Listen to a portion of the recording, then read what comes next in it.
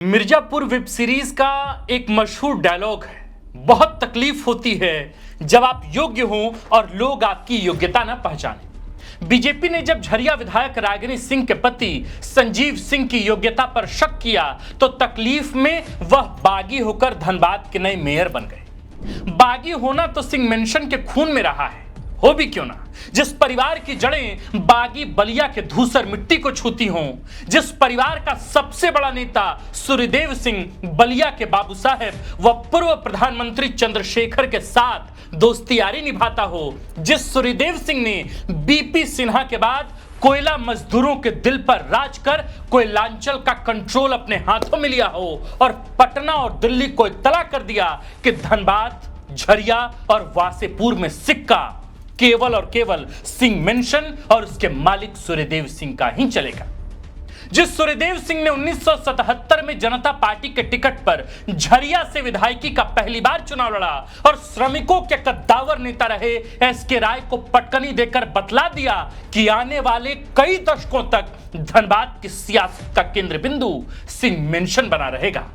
उसी सूर्यदेव सिंह के राजनीतिक वारिस संजीव सिंह बीजेपी से मेयर चुनाव में समर्थन न मिलने पर बागी हुए भी तो कोई अचरज की बात नहीं है। कहते हैं कि वक्त का पहिया घूमता जरूर है, ताकत एक समान कभी नहीं रहती, उत्थान और पतन भी निश्चित है। धनबाद की सियासत में भी वही हुआ था। सिंह मेंशन की चमक वक्त दर वक्त फीकी पड़ने लगी थी। बतौर सांसद ढुल्लू महतो के उभार ने सिंह मेंशन के सामने नई चुनौतियां पेश की थीं। इधर 2019 में रघुकुल की बहू और झरिया की विधायक बनी पूर्णिमा नीरज सिंह भी अपनी चालें चल रही थी। पूर्णिमा नीरज सिंह के बीजेपी ज्वाइन करने की कथित संभावनाओं ने भी इस बात पर बल दिया था कि बीजेपी धनबाद की सियासत में पावर शिफ्ट चाहती। दरअसल ज्वार भाटों और उथल पुथल के दौर से गुजर रहे सिंह मेंशन के चमक खोने की कहानी की शुरुआत संजीव सिंह के जेल जाने से ही हुई थी। अपने ही चचेरे भाई नीरज सिंह हत्याकांड के कथित आरोप में संजीव सिंह 8 वर्षों तक जेल में रहे। नीरज सिंह की पत्नी पूर्णिमा सिंह ने इस हत्या का आरोप संजीव सिंह पर लगाया था। रघुकुल ने अपने हिस्से का चिराग खोया तो पूर्णिमा सिंह को मजबूरन राजनीति में आना पड़ा।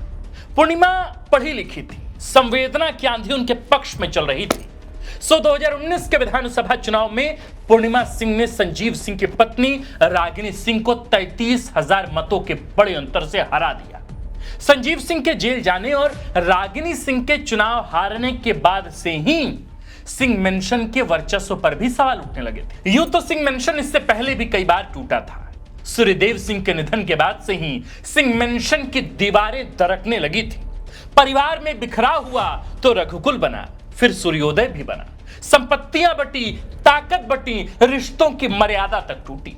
लेकिन ऐसा पहली बार था जब संजीव सिंह की गिरफ्तारी और रागिनी सिंह की हार के बाद अखबारों ने सिंह मेंशन के लिए लाचारी, बेबसी जैसे शब्दों का सहारा लिया था। धनबाद में क्राइम है, कोल है, टेबल के नीचे कोल और क्राइम के कॉकटेल से बना कमीशन है और इन सब के लिए जरूरी है कंट्रोल।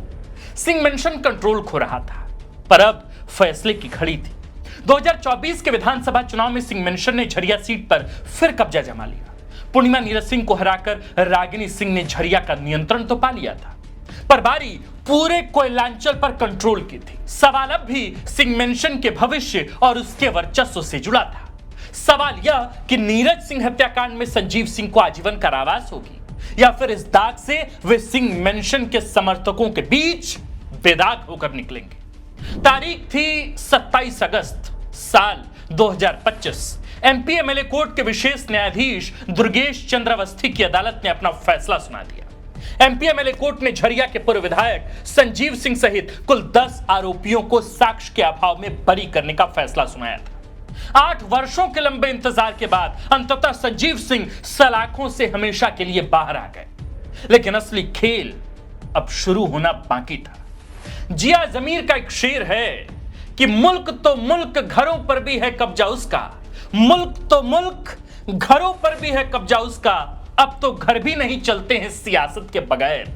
झरिया के पूर्व विधायक संजीव सिंह को सियासत में वापसी का सुनहरा अवसर तब मिला जब नगर निकाय चुनाव की तारीखों का ऐलान हो गया, दबाव चौतरफा था। मेयर पद के लिए संजीव सिंह ने बीजेपी से दावेदारी भी की थी, पर भाजपा ने अपना समर्थन संजीव सिंह को न देकर संजीव अग्रवाल को देने का फैसला किया। भाजपा के इस फैसले के बाद पूर्व मेयर चंद्रशेखर अग्रवाल भाजपा छोड़ झारखंड मुक्ति मोर्चा के समर्थन से चुनाव में उतर गए, जबकि संजीव सिंह ने सिंह मेंशन के पुराने समर्थकों के भरोसे चुनाव लड़ने का फैसला कर लिया था। भाजपा ने ऐसा करने पर नोटिस भी जारी किया, पर संजीव सिंह बागी हो गए। फैसले की घड़ी आई, जनता की अदालत ने संजीव सिंह को बरी कर दिया था। संजीव सिंह धनबाद के नए मेयर चुन लिए गए। संजीव सिंह के मेयर बनने के बाद सवालों की फहरिस्त में भी कई सवाल छुए हैं। पहला सवाल तो यही कि क्या संजीव सिंह केवल मेयर पद तक ही महदूद रहेंगे? धनबाद सांसद ढुल्लू महतो और उनके अपने भाई व बाघमारा विधायक शत्रुघ्न महतो के उभार ने सिंह मेंशन के लिए जो चुनौती पेश की थी, क्या उसकी काट भी संजीव सिंह बन सकेंगे? धनबाद संसदीय सीट पर सवर्णों का हमेशा दबदबा रहा है। बीजेपी और कांग्रेस के टिकट पर धनबाद संसदीय सीट पर सवर्ण उम्मीदवारों के चुनाव जीतने का इतिहास बहुत पुराना है। भाजपा से धनबाद सांसद रही रीता वर्मा हो या कांग्रेस से चंद्रशेखर दुबे या फिर भाजपा से पशुपतिनाथ सिंह ही क्यों ना हो, सवर्ण उम्मीदवारों को धनबाद ने दिल खोलकर स्वीकारा है। हालांकि बीजेपी में आज का यह दौर ओबीसी पॉलिटिक्स का है। जनगणना, जातीय जनगणना और परिसीमन के बाद ओबीसी नेताओं की पूछ पूरे देश में बढ़ेगी। नए सिरे से भी समीकरण गढ़े जाएंगे, पर इतना तय है कि कोयलांचल के सियासत के केंद्र बिंदु में सिंह मेंशन और अगड़ा बनाम पिछड़ा की लड़ाई जारी रहेगी। तो सवाल है कि क्या मेयर संजीव सिंह ढुल्लू महतो के लिए वाकई चुनौती बन सकते हैं, या कोयलांचल में ढुल्लू महतो का सितारा यूं ही बुलंद रहेगा? इस मसले पर हमने रांची प्रेस क्लब के अध्यक्ष व झारखंड के जाने माने जर्नलिस्ट शंभुनाथ चौधरी से बातचीत की। जर्नलिस्ट शंभुनाथ चौधरी कहते हैं कि ढुल्लू महतो का उभार ही सिंह मेंशन के विरोध में हुआ है। कोयला के कारोबार से लेकर सियासत तक में सिंह मेंशन की जो बादशाहत थी, उसे पहली बार ढुल्लू महतो ने ही जमीनी स्तर पर चुनौती दी थी। ढुल्लू महतो जब बाघमारा से पहली बार साल 2009 में विधायक निर्वाचित हुए, तब भी उनकी जीत सिंह मेंशन के विरोध में ही देखी गई। शंभुनाथ चौधरी आगे कहते हैं कि विधायक राज सिन्हा सहित बीजेपी के कई फायरब्रांड नेताओं ने धनबाद सीट के लिए बीजेपी में टिकट के लिए दावेदारी पेश की थी, लेकिन 3 बार के बाघमारा विधायक ढुल्लू महतो भाजपा से टिकट पाने में कामयाब हो गए। इतना ही नहीं, भाजपा ने उनके अपने भाई शत्रुघ्न महतो को बाघमारा से भी टिकट दिया और शत्रुघ्न महतो बाघमारा से चुनाव जीतने में सफल भी रहे। जर्नलिस्ट शंभुनाथ चौधरी कहते हैं कि धनबाद संसदीय सीट पर ढुल्लू महतो की जीत और बाघमारा में उनके भाई शत्रुघ्न महतो की जीत से यह माना जाने लगा कि ढुल्लू महतो की पकड़ कोयलांचल में बहुत मजबूत है। शंभुनाथ चौधरी स्पष्ट कहते हैं कि कोयलांचल में ढुल्लू महतो के उभार के बीच ही संजीव सिंह का मेयर बनना धनबाद की सियासत में एक नया मोड़ जैसा है, जो ढुल्लू महतो के लिए वास्तव में बड़ी चुनौती बन सकता है। वे कहते हैं कि संजीव सिंह आज भले ही बीजेपी में ना हो, पर यह भी नहीं कहा जा सकता कि वे बीजेपी से बाहर हैं। हमने जर्नलिस्ट शंभुनाथ चौधरी से पूछा कि जनगणना, जातीय जनगणना और परिसीमन के बाद ओबीसी पॉलिटिक्स अपने उफान पर होगी। ऐसे में संजीव सिंह ओबीसी समाज से आने वाले ढुल्लू महतो के लिए क्यों और कैसे चुनौती बनेंगे? पत्रकार शंभुनाथ चौधरी कहते हैं कि मेयर संजीव सिंह के लिए अब क्या विकल्प है, क्या ऑप्शन है?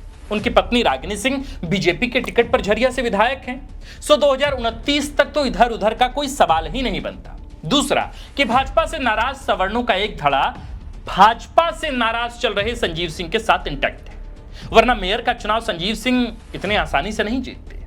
नाराजगी की वजह संसदीय चुनाव में टिकट बंटवारे के दौरान धनबाद में सवर्णों को दरकिनार करना हो या यूजीसी लाकर गैर सवर्णों को खुश करना हो। ऐसे में धनबाद में भाजपा से नाराज भाजपाई कार्यकर्ता संजीव सिंह की ही तरफ होंगे। वैसे भी मेयर बनने के बाद संजीव सिंह की राजनीतिक हैसियत में अप्रत्याशित वृद्धि देखी गई, और चूंकि धनबाद में संसदीय चुनाव में टिकट बंटवारे के दौरान सवर्ण इतनी आसानी से अपना दावा नहीं छोड़ेंगे, इसलिए ढुल्लू महतो के विकल्प में संजीव सिंह मजबूत दावेदार बन सकते हैं। जाते जाते बता दें कि निकाय चुनाव में ढुल्लू महतो ने संजीव सिंह के लिए कहा क्या था। संजीव सिंह के लिए ढुल्लू महतो ने कहा था कि कुछ लोग चुनावी मैदान में हैं, अगर वे गलती से जीत गए तो धनबाद की शांति व्यवस्था प्रभावित हो सकती है। ढुल्लू महतो ने बगैर नाम लिए संजीव सिंह की तरफ इशारा करते हुए कार्यकर्ताओं को डराने धमकाने तक का भी आरोप संजीव सिंह पर लगाया था। तब ढुल्लू महतो के बयान पर पलटवार करते हुए संजीव सिंह ने कहा था कि जनता का भरपूर आशीर्वाद मिल रहा है और 8.5 साल बाद सक्रिय राजनीति में लौटने पर लोगों का समर्थन कुछ लोगों को रास नहीं आ रहा। संजीव सिंह ने ढुल्लू महतो पर तब तंज कसते हुए कहा कि जिनका ब्लड प्रेशर बढ़ा हुआ है वे डॉक्टर से सलाह लें और दवा खाएं। संजीव सिंह के पूरे बयान में जो एक जरूरी बात थी जिसको संजीव सिंह ने ढुल्लू महतो के लिए कहा तो जरूर था, पर तब लोगों का उस बात पर ध्यान ही नहीं गया। संजीव सिंह ने अपने कार्यकर्ताओं और मीडिया के समक्ष ढुल्लू महतो के लिए कहा था कि जनता के बीच बढ़ते समर्थन से कुछ लोग चिंतित हैं कि कहीं भविष्य में बदलाव ना हो जाए। संजीव सिंह अपने बयान में किस बदलाव की बात कर रहे थे? क्या ढुल्लू महतो के सांसदी पर संजीव सिंह का बयान केंद्रित था? बहरहाल धनबाद की सियासत में क्या बदलाव होगा यह तो वक्त ही बताएगा, पर इतना तय है कि अगर एक तरफ सांसद ढुल्लू महतो और विधायक शत्रुघ्न महतो हैं, तो दूसरी तरफ धनबाद मेयर संजीव सिंह और विधायक रागिनी सिंह भी हैं। दो राजनेताओं का एक ही पार्टी में समानांतर उभार धनबाद की सियासत को किस करवट ले जाएगा, अब यही देखना दिलचस्प होगा। वैसे जाते जाते एक शेर सुना देता हूं। वो एक शेर है ना कि अब हवाएं ही करेंगी रोशनी का फैसला, अब हवाएं ही करेंगी रोशनी का फैसला, जिस दिए में जान होगा वो दिया रह जाएगा। बहरहाल जाते जाते महज आपसे एक दो टूक सवाल ये कि क्या वाकई संजीव सिंह मेयर पद तक ही खुद को महदूद करेंगे या उनकी महत्वाकांक्षा राजनीति में और बड़ी होगी? क्या सिंह मेंशन की जो वर्चस्व वापस दिखने लगी है, क्या वो ढुल्लू महतो के राजनीतिक भविष्य के लिए कोई खतरा बन सकता है? आप धनबाद के, खास करके कोयलांचल के इलाके से आने वाले हमारे दर्शक इस पूरे मसले को लेकर जो भी सोचते हो आप हमें कमेंट कर जरूर बताएं। आप देख रहे थे द फोर्थ पिलर। हमारा नाम आकाश आनंद है, कैमरे के पीछे हैं विकी। शुक्रिया। किसान साथियों, कम लागत में भरपूर उत्पादन के लिए बुआई या रोपाई से पहले इफ्को नैनो डीएपी से बीज और पौध का शोधन जरूर करें। गेहूं, मक्का जैसी फसलों के लिए 1 किलो बीज को 5 ml नैनो डीएपी से उपचारित करें। रोपाई वाली फसलों की पौध को 1 लीटर पानी में 5 ml नैनो डीएपी से जड़ शोधन करें। आलू, गन्ने के लिए 15 लीटर की टंकी में 75 ml नैनो डीएपी मिलाकर बीज शोधन करें। नैनो डीएपी की ताकत से लहलहा उठेंगी फसलें।